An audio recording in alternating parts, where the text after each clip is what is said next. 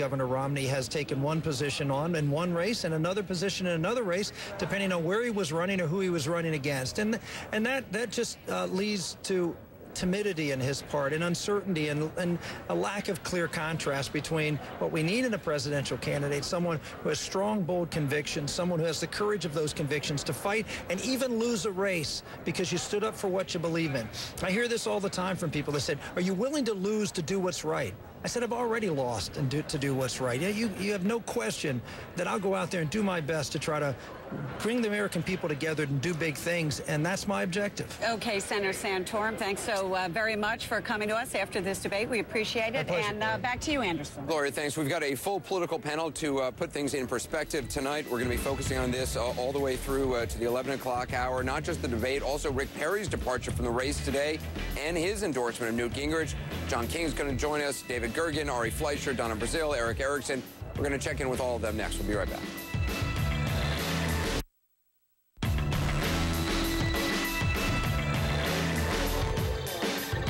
We are back to South Carolina's North Charleston Coliseum after a vital debate on a momentous political day with big movement in the polls, one candidate's departure, allegations from another candidate's ex-wife, and more. A lot to talk about. Joining us, Chief National Correspondent John King, who moderated tonight's fiery debate, Senior Political Analyst David Gergen, former Bush Press Secretary Ari Fleischer, Democratic Strategist Donna Brazile, and Gloria Borger, and Eric Erickson, who I believe is somewhere in the audience, Editor-in-Chief of RedState.com. I got to start with the start of this debate. John King, you asked the question, which has been in all the headlines, has been all over statements made by Newt Gingrich's ex-wife. Speaker Gingrich blasted you, blasted the media, did ultimately actually answer the question, made some news with his answer. I want to play what he actually said. The story is false. Every personal friend I have who knew us in that period says the story was false. We offered several of them to ABC to prove it was false. They weren't interested because they would like to attack any Republican. They're attacking the governor. They're attacking me. I'm sure they'll presently get around to Senator Santorum and Congressman Paul. Speaker Gingrich got a standing ovation in this auditorium for saying it was basically a completely inappropriate question. And he also scored points in the Monday night debate by attacking Juan Williams' questions. I had a conversation with the speaker after, look, you've moderated these debates. This is one of those damned if you do, damned if you don't. It is a story that is making the rounds in the campaign. Is it an issue I'm happy came up in the last 48 hours of the South Carolina primary? Of course not. Is it an issue that voters in the state are talking about today? Is it an issue that he several times before the debate talked about in a very calm manner? Right, he talked about it today earlier in a much different manner. Right. You knew I mean, how much of this was debate theatrics on his part? Did you know he was going to have that response? I knew he was going to challenge the question. I don't read minds. I don't want to make a judgment about the speaker's response. I've been covering politics for 25 years. I understood that if I asked the question, he was not going to be happy with it, and he was going to turn on me. I knew that coming in. Again, you make the judgment call. Is it an issue in the debate? Might not be a great issue, might not be an issue we'd like to talk about, but it is an issue in the debate. Some of the other candidates are talking about it. Voters are talking about it in the state. It was my judgment, my decision, and mine alone. If we're going to deal with it, let's deal with it up front. Let's not try to sneak it into the middle of the debate somewhere. And people at home either agree with that or disagree with that. You make a decision, you ask the question, and this is politics. This is politics. He's trying to promote himself, promote an agenda. Of course he's going to attack us. I don't take that personally. We had a nice conversation afterwards. I've had a long relationship with the speaker. We don't always get along, but I get how the business works. Panelists, what do you all think? Let me just talk about this. Look, this is one of the most explosive moments we've seen in debate history. In debate history? In debate history. It was also one of the harshest attacks we've had on the press that I can remember in a long, long time. Very personal in the beginning. And as a political matter, I think Gingrich saw a fastball coming, and for this audience, he smacked it right out of the park. I think there's a reasonable chance, after talking to people here tonight, that he could win South Carolina based on that answer. I've heard a lot of people online saying that tonight who have been live blogging. But I want to say one other thing. As a journalistic matter, John had a duty to ask that question. It was the elephant in the room. After all, his wife is accusing him of hypocrisy, being the man of family values, who had this private life that was in conflict with what he was preaching, and the man who went after Bill Clinton on a similar set of issues, he would distinguish it because Clinton was a sitting president. But nonetheless, for a lot of voters, there is hypocrisy in that. So that was the elephant in the room. And John King is known by most of the people here as one of the fairest people in the country. I think he did the right thing. I think he asked the right question. We had the explosion.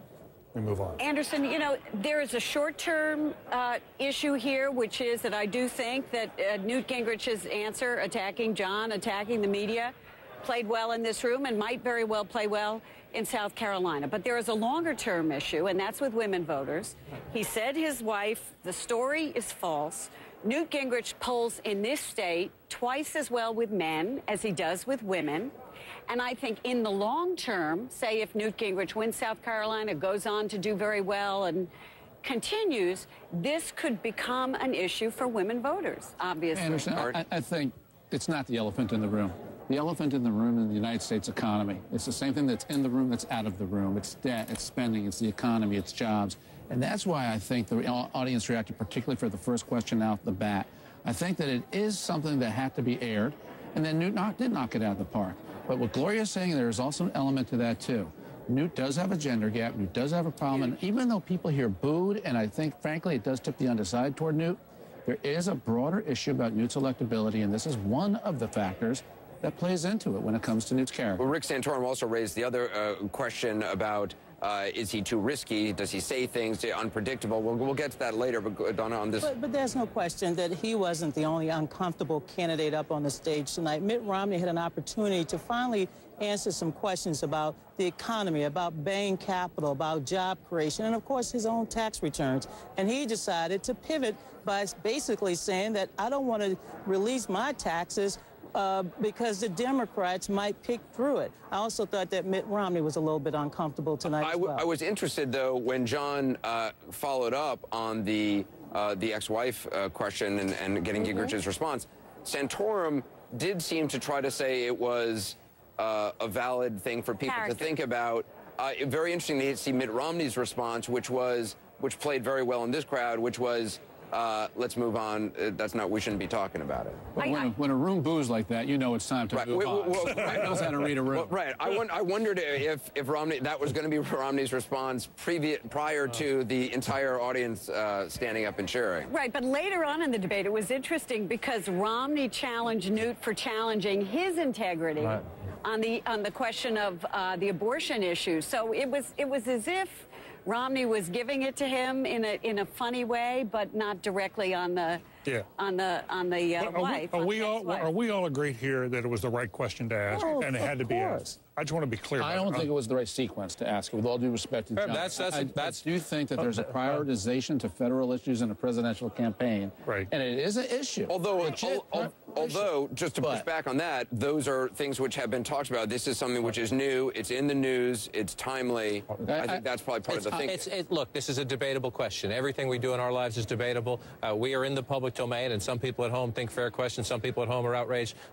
We accept that when we take these jobs. My point is my old AP wire guy training. It was the newest thing in the debate. It was something people were talking about. It's the lead of many newscasts across the country today, for better or worse. And I know a lot of people at home think for worse. And I understand that, and I respect their opinions. My opinion was this was dominating the campaign day. It's what everyone was talking about. Let's deal with it first. And if it's not an issue, we'll move on and get to the other issues quickly. I completely understand and respect those who disagree. We had a conversation about this, and it was my judgment. But let's deal with it. John, here's the bigger issue. When you say it was dominating the campaign day, it's true. But it dominated for politicos. And this is where there's a separation between a lot of the country and the people like us who live and breathe all of this stuff every day. The country doesn't worry as much as what dominates the day and say that's what journalists should focus on. They say, what are the biggest issues of our time? Well, I knew we would talk about the other issues. Remember, the Gingrich campaign put out a statement last night from his daughters. He talked about this earlier in the day. So we had a conversation about this. And again, I respect people who disagree. I've been at this for 26 years. You know me, Democrat and Republican. Absolutely. We don't always agree. You've both kicked me from time to time. But I have tried in those 26 years to be fair, including covering Speaker Gingrich at some pretty controversial times in his life. He knows that. We had a nice conversation afterwards. But he knew exactly what he was understand. doing. I understand how the process works. And I would argue Newt would have responded that way, whether it was the first question or the fifth question. And it was a win-win for Newt right now at this moment. It will be a losing issue for the Republicans if he becomes the nominee. Yeah, but it's interesting. I mean, if he wins South Carolina, it keeps the race going. And that's why it was so pivotal. Right, and we're going to talk about that. We got to take a quick break. We're going to look at other key moments in this fascinating debate. Another moment when Senator Santorum challenged Speaker Gingrich's ability to focus on any one problem long enough to solve it. We'll be right back.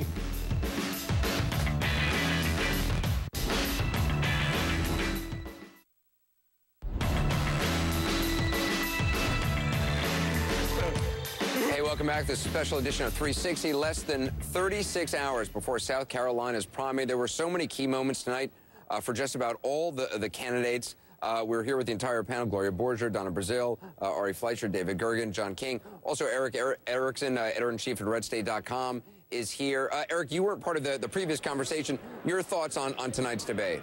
You know, I was really surprised how forceful Gingrich was. I mean, I guess I shouldn't have been. He was very forceful coming out at the beginning. I think Gingrich probably locked in all the momentum he got out of Monday's debate with that first question. There were two questions tonight that have been in the news all week. One was his marriage. The other was Mitt Romney's taxes. Compare how those two guys answered those questions. Mitt Romney kind of flailed around tonight. He knew the attack was coming. Newt Gingrich knew the attack was coming, and he made it an attack on the media, made it an all-around attack, had the crowd applauding, and the crowd booed Mitt Romney on the tax issue. Do you, Eric, do you think that moment, that fiery open of the debate, do you think that maybe won it for Newt Gingrich in South Carolina? I think that locked in Newt Gingrich's win in South Carolina. The reason being because every candidate had good points tonight. There were good peaks and good valleys for all the candidates. Rick Santorum probably gave out the best attack on Newt Gingrich leveled. It's the one everyone behind the scenes has been whispering about on his instability. And yet Gingrich had a good comeback and then closed well after Mitt Romney's flub on taxes. All people are going to talk about are taxes, immigration, and Newt Gingrich's open. All of that benefits Newt Gingrich. Let's show that moment where Rick Santorum raised questions about Newt Gingrich's, I guess, his stability, really, or riskiness. Let's play that. Grandiosity has never been a problem with Newt Gingrich. He handles it very, very well. And that's really one of the issues here, folks. I mean, a month ago he was saying that, it's inevitable that I'm going to win the election, and I'm destined to do it. I don't want a nominee that I have to worry about going out and looking at the paper the next day and figuring out worrying about what he's going to say next. And that's what I think we're seeing here. For him to suggest that someone who was tied for first and eventually won the Iowa caucuses and finished with twice as many votes as he did and finished ahead of him in New Hampshire in spite of the fact that he spent an enormous amount more money in both those places, plus had the most important endorsement in the state, the Manchester Union leader. And I was 10 points behind him a week before the election and then finished ahead of him. So I was 2-0 coming into South Carolina, and I should get out of the race.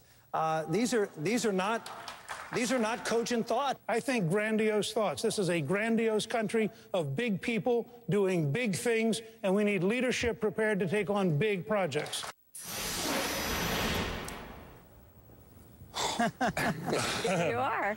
Newt Gingrich knows how to answer a question and turn it his way, which is what he did with the first answer and what he did with that. But it's also true that Rick Santorum did exactly what Eric said, and that is he started giving voice to what's being whispered about. And the word that you hear so often is the word that Gloria used in your interview with Santorum. You said, are you saying he's erratic? Erratic. Right. That's the word. And in the Cold War, and he said, yeah, basically. And in the Cold War, that was almost the single most important characteristic that could defeat a candidate. If you said he was erratic and he was going to have his finger on the button, forget it. Mm. Whether in this environment that goes that far or not, but it is a very loaded issue. Well, look, Speaker Gingrich is where he is in this race because of a consistently strong series of debate performances. Yes. And he's very good when people attack him. He's a very good rebuttal. It's his history, and he's good at it. The debate about Speaker Gingrich now, he rose up earlier, remember, then he slipped down, now he's back up, is this the old Newt or the new Newt? And he is very, very gifted politically in how he handles this, in the sense that he says, well, okay, yeah, I did some things back then, but, and then he goes through where he has been. Governor Romney has an ad up saying unreliable leader. They're bringing out some old House colleagues. They say Newt was sort of combustible and unpredictable, erratic when he was the Speaker of the House. I remember in those days there were a lot of his friends and deputies who sometimes scratched their heads about what he was doing and what he was up to. However, he comes back with, we won that majority, didn't we? We made Bill Clinton negotiate a balanced budget and welfare reform, didn't we? So he's a very smart debater. If he wins South Carolina, comes out of here strong, even if he's second place in South Carolina, trust me, this will continue. Do you all think he will win South Carolina? I think this is moving strongly into Newt's direction right now. I think you could feel it coming earlier in the week. This is a southern state. Newt is a southern politician. Mitt Romney is not exactly a fit in South Carolina. The fact he was doing so well is a reflection on how Mitt has run a good